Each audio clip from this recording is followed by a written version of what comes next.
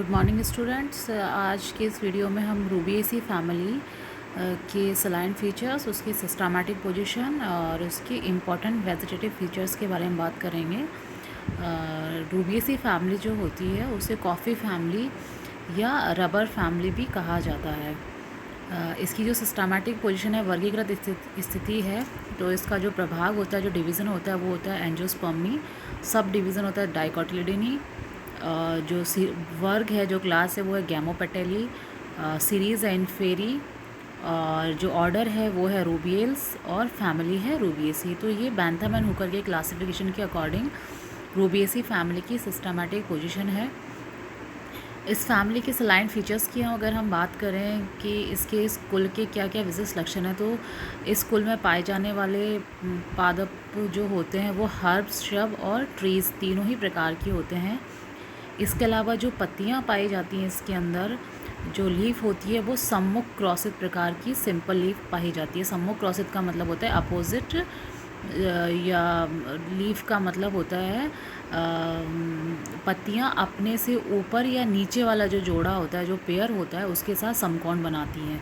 तो इस प्रकार का जो अरेंजमेंट होता है पत्तियों का, उसको सम्मुख क्रॉसित अरेंजमेंट कहा जाता है। अनुपर्णी होती हैं, एक्स स्टिपुलेट होती हैं। उसके अलावा जो अनुपर्ण होता है, जो स्टिप्यूल जो होते हैं, जो अनुपर्ण होते हैं, वो इंटरपीट्यूलर प्रकार के होते हैं, अंतर्व्रंतीय प्रकार के होते हैं। मतलब कि जो पत्तियां पाई जाती हैं, जो सम्मुख क्रॉसित पत्तियां पाई जाती है, उनकी दो पत्तियों के बीच में अनुपर्ण उपस्थित होते हैं। तो उस प्रकार के अनुपर्ण को अंतर्व्रंती अनुपर्ण, इंटरपीट्यूलर व्रंत कहा जाता है। सामान्यतः जब सूखने पर ये ब्लैकिश हो जाते हैं, इनका कलर चेंज हो जाता है, ब्लैक कलर के बन हो जाते हैं। इसके अलावा इसमें जो पुष्पक्रम पाया जाता है वो ससीमाक्ष प्रकार का पुष्पक्रम होता है। पुष्प जो होते हैं वो पंचतई होते हैं, पेंटामेरस होते हैं या टेट्रामेरस प्रकार के पुष्प पाए जाते हैं, और ऊपरी जायंगी होते हैं, एपिगाइनस प्रकार के पुष्प पाए जाते हैं। और उसके अलावा जो बाह्य दल होते हैं वो संख्या में 4 या 5 होते हैं, और बाह्य दल अत्यधिक एनलार्ज प्रकार के होते हैं, विवर्धित प्रकार के होते हैं। दलपुंज जो होते हैं वो भी संख्या में 4 या 5 होते हैं, जैसा कि फ्लावर पेंटामेरस है या टेट्रामेरस है, तो उसी की संख्या के आधार पर दलपुंजों की संख्या 4 या 5 होती है। संयुक्त दली होते हैं, गैमोपेटलस होते हैं। उसके अलावा जो दल होते हैं वो कीपाकार होते हैं। पुंकेसरों की संख्या 5 होती है, और जो पुंकेसर होते हैं वो दल लग्न होते हैं, दल के साथ लगे हुए रहते हैं। एपीपेटलस कंडीशन होती है। जायंग द्विअंडापी, बहुअंडापी, और अंडाशय जो होता है वो इन्फीरियर प्रकार का होता है, अधोवर्ती प्रकार का होता है। फल जो होता है बेरी या कैप्सूल प्रकार का फल पाया जाता है। तो ये इस फैमिली के में पाए जाने वाले सदस्यों के विशिष्ट लक्षण हैं, या रूबिएसी फैमिली के विशिष्ट लक्षण हैं।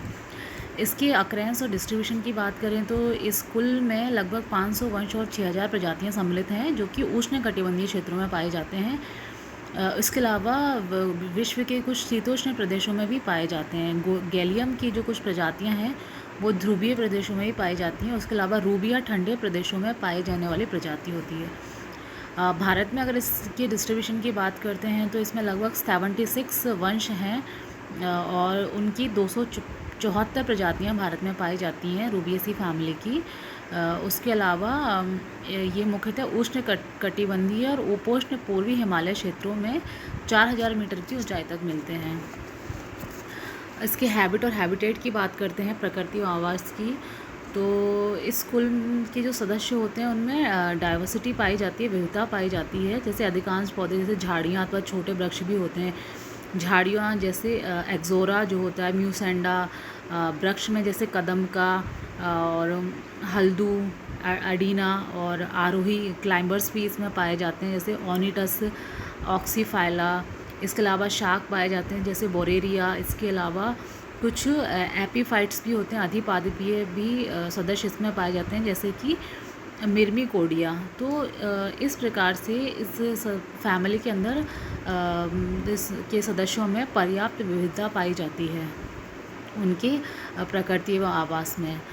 इसके इम्पोर्टेंट वेजिटेटिव फीचर्स की अगर हम बात करते हैं, इसके लक्षणों की, तो इसमें जो मूल पाई जाती है सामान्यतः शाखित मूसला जड़ पाई जाती है, ब्रांच्ड टैप रूट सिस्टम पाया जाता है रूबिएसी फैमिली के सदस्यों के अंदर। उसके अलावा जो स्टेम होता है वो हर्बेशियस होता है, शाकीय होता है अथवा काष्ठीय प्रकार का होता है, वुडी प्रकार का होता है, इरेक्ट होता है, ऊर्ध्व होता है और शाखित होता है, ब्रांच होता है। कभी कभी क्लाइंबर प्रकार का, आरोही प्रकार का तना भी पाया जाता है रूबिएसी फैमिली के कुछ सदस्यों में। उसके अलावा जो एंकेरिया होता है उसमें हुक के द्वारा उसका आरोहण करता है, जबकि मैनेटिया के अंदर जो तने का तना जो होता है आधार से लिपट जाता है। तो इस प्रकार का स्टेम पाया जाता है रूबिएसी फैमिली के सदस्यों के अंतर्गत। इसके अलावा जो पर्ण होती है, जो लीफ होती है, वो सम्मुख क्रॉसित प्रकार की होती है। जैसा कि हमने सलाइन फीचर्स में बात की थी कि पत्तियां सम्मुख क्रॉसित प्रकार की होती हैं, मतलब जो लीफ होती हैं वो अपने से ऊपर या नीचे का जो पेयर होता है, जो जोड़ा होता है, उसके साथ समकोण बनाती हैं, जैसा कि आप इस स्लाइड के अंदर लीफ देख सकते हैं। तो इस प्रकार का जो लीफ का अरेंजमेंट होता है वो सम्मुख क्रॉसित प्रकार का अरेंजमेंट कहलाता है। उसके अलावा कभी कभी चक्रीय रोल्ड भी पाई जाती हैं, मतलब एक चक्र के रूप में पत्तियां लगी हुई रहती हैं, जैसे कि गोलियम के अंदर। और अनुपर्ण जो होते हैं वो इंटरपिट्यूलर प्रकार के होते हैं, दो पत्तियों के बीच में पाए जाते हैं। जैसा कि आप देख रहे हैं स्लाइड के अंदर कि जो अनुपर्ण की पोजीशन है, दो पत्तियां जो हैं उनके बीच में अनुपर्ण लगे रहते हैं, परंतु गैलियम में ये पर्ण सदृश दिखाई देते हैं। गैलियम के अंदर जो स्टिप्यूल पाए जाते हैं, जो अनुपर्ण पाए जाते हैं, वो पत्ती के समान ही दिखाई देते हैं। गार्डिनिया के अंदर अनुपर्ण जो होते हैं, अनुपर्ण की आधारीय ग्रंथियों से म्यूसिलेस निकलता है। उसके अलावा जो पेंटास होता है उसमें जो अनुपर्ण होते हैं वो शूल के समान संरचनाओं में रूपांतरित हो जाते हैं, मतलब कि पेंटास में जो अनुपर्ण पाए जाते हैं उनमें मॉडिफिकेशन पाया जाता है और वो मॉडिफाइड होकर प्रेस्टल बनाते हैं, शूक के समान संरचनाएं बनाते हैं, और जिनके ऊपरी सिरे से रेजन का स्राव करने वाली ग्रंथियाँ पाई जाती हैं। इसके अलावा जो पत्ती होती है वो सरल प्रकार की होती है, सिंपल प्रकार की लीफ पाई जाती है, और पत्तियों में जो शिराविन्यास पाया जाता है वो जालिकावत शिराविन्यास पाया जाता है। रेटिकुलेट शिराविन्यास पाया जाता है रूबिएसी फैमिली के पादपों के अंतर्गत। तो ये सभी रूबिएसी फैमिली में पाए जाने वाले सदस्यों की कायिक लक्षण हैं।